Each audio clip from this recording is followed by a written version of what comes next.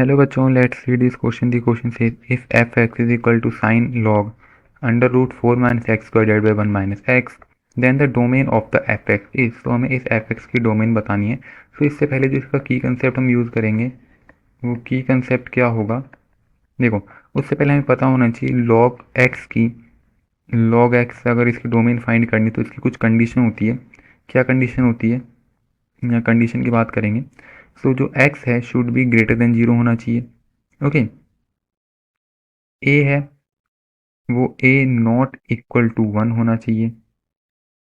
और यहाँ पे इसकी हो चुकी है। और एक बात, अगर हमारे पास न्यूमरेटर बाय डिनोमिनेटर कोई फंक्शन है तो इसमें जो हमारा डिनोमिनेटर है वो नॉट इक्वल टू 0 होगा। अगर वो 0 हो गया तो हमारा जो फंक्शन है वो डिफाइन नहीं होगा। और यहाँ पे एक कंडीशन और, जो ए है हमारा, ए ग्रेटर देन 0 भी होना चाहिए। सो इन कंडीशंस को फॉलो करके हम इस क्वेश्चन को सॉल्व करेंगे। तो देखो, अभी हमारे पास क्वेश्चन में क्या क्या क्या गिवन है। फंक्शन क्या है, sine log root of 4 minus of X square divided by 1 minus X. Okay, तो इसकी हमको डोमेन फाइंड करनी है फंक्शन की। ओके, तो अब यहाँ से क्या करेंगे, ये हमारा है एफ ऑफ एक्स। यहाँ से डोमेन के लिए क्या करेंगे, जो लॉग ऑफ एक्स है ये शुड बी ग्रेटर देन 0 होना चाहिए। ओके, अब ये 0 से बड़ा है। अब यहाँ पे डिनोमिनेटर में है तो 1 minus X not equal to 0 होगा हमारा, नॉट इक्वल टू 0। और जो 1 माइनस एक्स है वो 0 से बड़ा होना चाहिए। और ये 4 माइनस एक्स भी 0 से बड़ा होना चाहिए। 4 माइनस एक्स स्क्वायर 0 से बड़ा होना चाहिए। अगर नेगेटिव वैल्यू होगी तो ये कॉम्प्लेक्स नंबर बन जाएगा, जो कि यहाँ पे फिर डिफाइन नहीं हो पाएगा। तो ये कंडीशन भी होनी चाहिए और ये कंडीशन भी अप्लाई होनी चाहिए 0 से बड़ा होने के लिए। ये तो ऑलवेज पॉजिटिव है।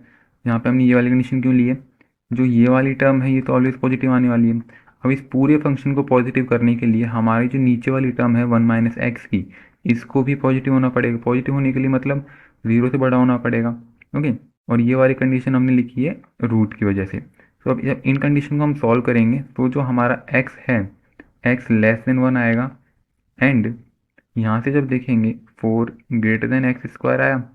अब अगर मैं यहाँ से x की वैल्यू फाइंड करूँगा, x is less than plus minus 2, मैं फिर लिख सकता हूँ mod of x is less than 2 होएगा। अब हमारे पास क्या क्या कंडीशन आ चुकी है और क्या क्या वैल्यू आ चुकी है हमारे x के लिए।